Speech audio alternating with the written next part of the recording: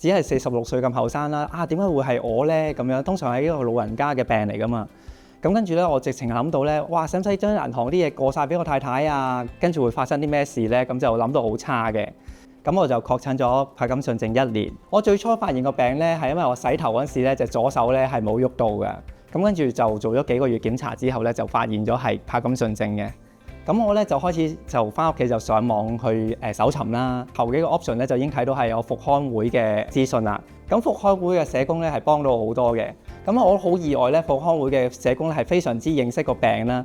佢就好快咧可以同我溝通到，即係知道嗰啲藥名啊，或者知道個病情係點樣發展啊，就可以梳理我啲情緒同埋資訊咁樣咯。咁我喺復康會咧就做咗言語治療啦、物理治療啦，同埋啲心靈嘅課程嘅。咁物理治療師咧就有提過，就話我哋年輕嘅柏友咧，咁就最好做多啲高強度嘅運動。因為我以前有打開泰拳嘅，咁我自從上完泰拳嘅活動之後咧，咁我就有翻信心咧，我自己再喺出面報翻泰拳嘅活動。咁我喺復康會咧就識咗好多蹩青柏友啦，咁佢哋建立咗一個群組出嚟嘅，大家會更加清楚知道個病情，會多啲係貼身貼地嘅資訊咯。咁我諗對於柏金遜症病人嚟講咧，咁最困難嘅位置咧就係咧，其實唔知個病情惡化得幾快啊！睇到有啲做運動嘅柏友咧，係病情係會有舒緩咧，咁我就好有信心做多啲運動係會有幫助咯。我叫阿招，今年68歲，2017年確診柏金遜症，發覺有一次咧去行山，隻左腳踢到個地，咁好似拖腳咁。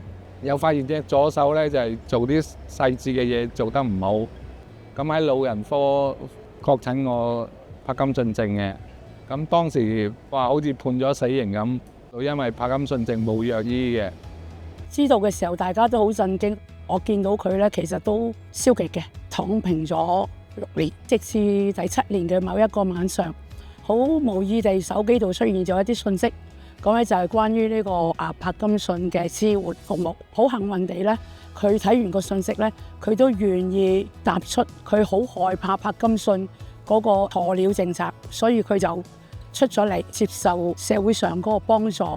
咁當我參加咗個活動咧，發覺識到好多柏金遜症嘅病人，佢情況比我更差嘅都出嚟參加，咁我都唔係好差啫，咁點解唔一齊去參加？咁喺柏金遜症病友嘅口中咧，知道好多消息，同埋有啲技能係點樣去應付身體不適，點樣食藥解決動步嘅問題。原來柏金遜症會咧就話打乒乓波對手眼協調好有幫助。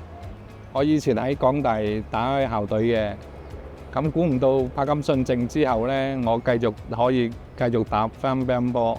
咁我而家盡量令自己身體健康，出多啲嚟做多啲活動，參加復康會嘅課程，識多啲柏金遜嘅人。